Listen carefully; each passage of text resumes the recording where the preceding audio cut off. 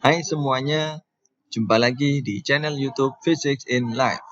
Di video kali ini kita akan belajar materi tentang rangkaian listrik searah, yaitu tentang rangkaian listrik seri dan paralel.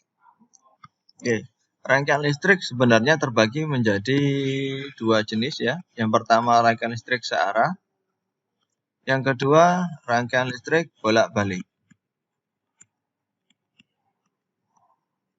Nah, akan tetapi untuk rangkaian listrik bolak-balik itu ada babnya tersendiri. Jadi sekarang kita fokus belajar tentang rangkaian listrik searah, yaitu rangkaian listrik seri sama rangkaian listrik paralel. Seperti itu. Oke, langsung saja ya kita bahas di sini. Oke, yang pertama rangkaian listrik seri. Rangkaian seri itu seperti ini. Yang ini adalah sebuah resistor, ini juga sebuah resistor. Jadi resistor digambarkan seperti ini, seperti sendi rumput ya, seperti itu. Jadi kita kasih nama, ini R1, ini R2. Yang di sini kita kasih nama V sumber atau VS ya. VS biasanya disingkat V sumber atau V total. V total dari rangkaian seri ini. Oke, lanjut. Terus di sini saya akan mau membahas tentang hukum Ohm ya. Masih ingat tentang hukum Ohm? Hukum Ohm itu berbunyi besarnya kuat arus yang mengalir pada ujung-ujung pengantar itu besarnya sebanding dengan beda potensial pada ujung-ujung pengantar tersebut dan berbanding terbalik dengan nilai dari hambatan dari pengantar itu. Nah, jadi hukum Ohm sebenarnya bunyinya seperti ini. Artinya besarnya I sebanding dengan V berbanding terbalik dengan R. Nah, ini jika dikalikan silang menjadi V sama dengan I dikalikan R. Nah, yang terkenal adalah V sama dengan I kali R. Tapi sebenarnya hukum Ohm itu bunyinya adalah I sama dengan V per R. Nah, rumus ini artinya adalah ketika ada V ya pada ujung-ujung pengantar atau jika ujung-ujung pengantar ada V, ada beda potensial, maka akan mengalir arus. Nah, kita lihat di gambar seperti ini. Ini ada pengantar ya, ada hambatan R. Pada ujung-ujungnya ini ada sebuah beda potensial V. Sehingga pada rangkaian ini akan mengalir I, mengalir arus. Jadi sekarang kita kasih tanda arusnya. Sini mengalir arus ya, ada arus yang timbul. Arus yang keluar dari V sumber atau V total bisa kita kasih nama I total. Lalu I totalnya ini mengalir memasuki atau ketemu dengan R1, kita beri nama I1. Lalu kemudian setelah keluar dari R1 dia masuk ke R2, maka kita beri nama I2 seperti itu. Lalu akan masuk lagi ke V sumber. Jadi kembali lagi ya siklusnya ini tertutup kembali lagi. Ini rangkaian seri. Lalu ketika I ketemu sama R, nah muncullah beda potensial. Jadi ini yang bawah ini artinya ketika ada arus yang mengalir atau ketemu dengan pengantar yang memiliki hambatan tertentu, maka pada ujung-ujung pengantar itu akan ada beda potensial V.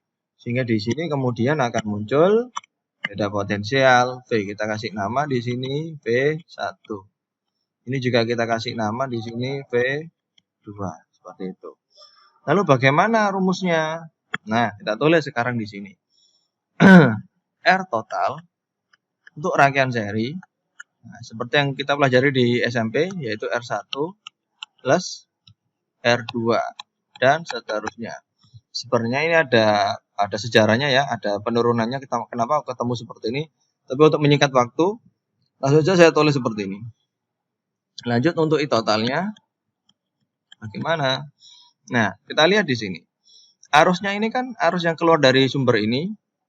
Ini kan arusnya jalan menuju R1 dan menuju R2. Jadi bisa kita lihat untuk arusnya di sini tidak ada titik percabangan. Jalannya tetap sama, sehingga arus yang di sini I total besarnya sama dengan I1, besarnya sama dengan I2 ya. Tidak ada percabangan, jadi arusnya sama. Jadi di sini I total sama dengan I1 sama dengan I2 dan seterusnya. Lanjut, bagaimana dengan V totalnya? Nah, kita bisa melihat di sini, ini V1, ini V2, ini V total. Nah, ibaratkan ini sebuah baterai ya. Ada baterai, ini ada sebuah baterai digabungkan. Jika baterainya digabungkan, maka akan bertambah ya. Jadi kalau kalian punya senter gitu, ada 2 baterai. Kenapa kok diisi 2 baterai? Kenapa kok tidak 1 baterai? Karena jika 1 baterai tidak nyala, senternya tidak cukup. Jadi butuh 2 baterai. Jadi mengindikasikan ketika ada V1 dan V2 ini bergabung seperti ini, maka merekanya di total ya. Atau nilai total dari V1 sama dengan atau nilai total dari V1 dan V2 itu sama dengan nilai dari V total ini dari V sumber. Sehingga V total untuk keseluruhan rangkaian seri itu sama aja dengan penjumlahan dari masing-masing V pada ujung-ujung pengantar itu.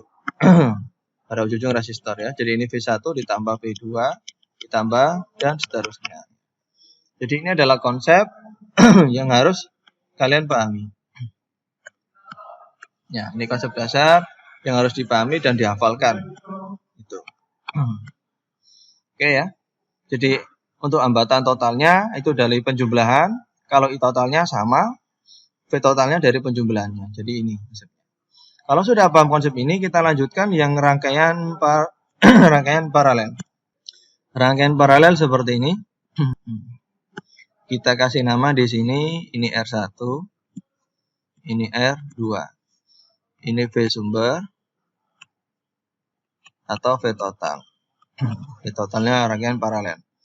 Oke, seperti konsep yang sebelumnya, ketika ada sebuah pengantar ya, ada resistor di situ, pada ujung resistor dikenai sumber tegangan atau ada beda potensial. Nah, ini kan beda potensial kan? Ini saya kasih tanda aja biar kelihatan.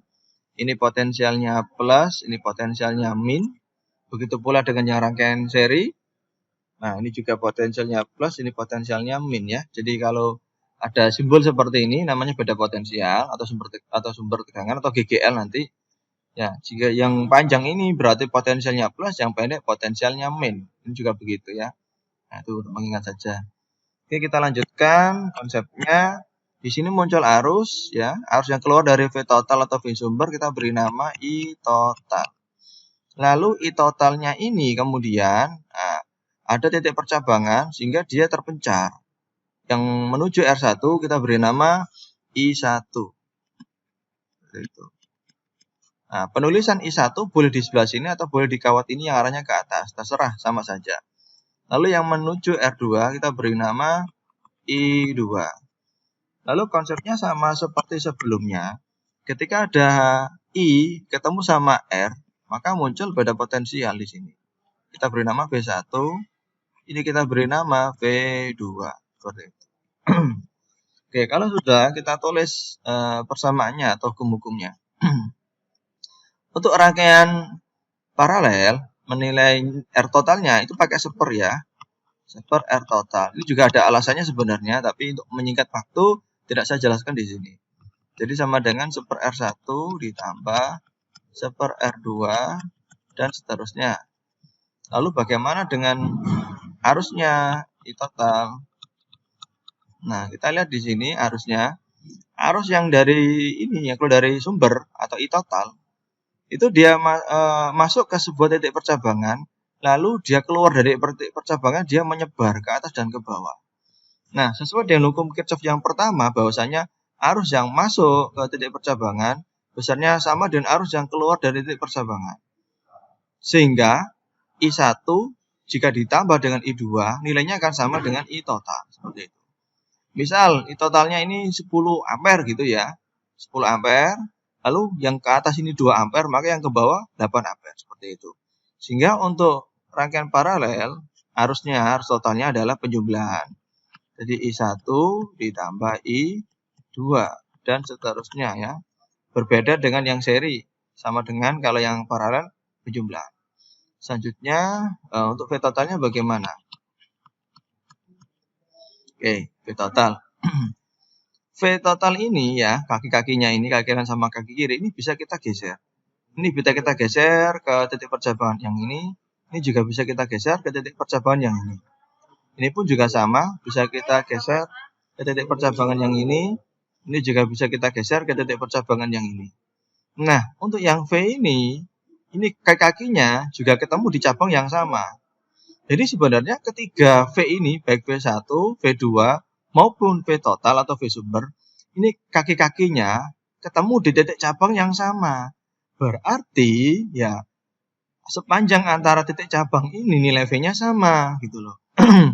Berarti V totalnya ini sama dengan V1 sama juga dengan nilai V2 dan seterusnya. Jadi ini adalah konsep dasar dari rangkaian listrik searah yaitu seri sama paralel yang wajib dipahami dan dihafalkan sebelum menginjak ke soal seperti itu. Oke, sampai di sini dulu video kali ini. Untuk soal-soalnya, latihan menjawab soal-soalnya nanti akan dilanjutkan di video yang berikutnya.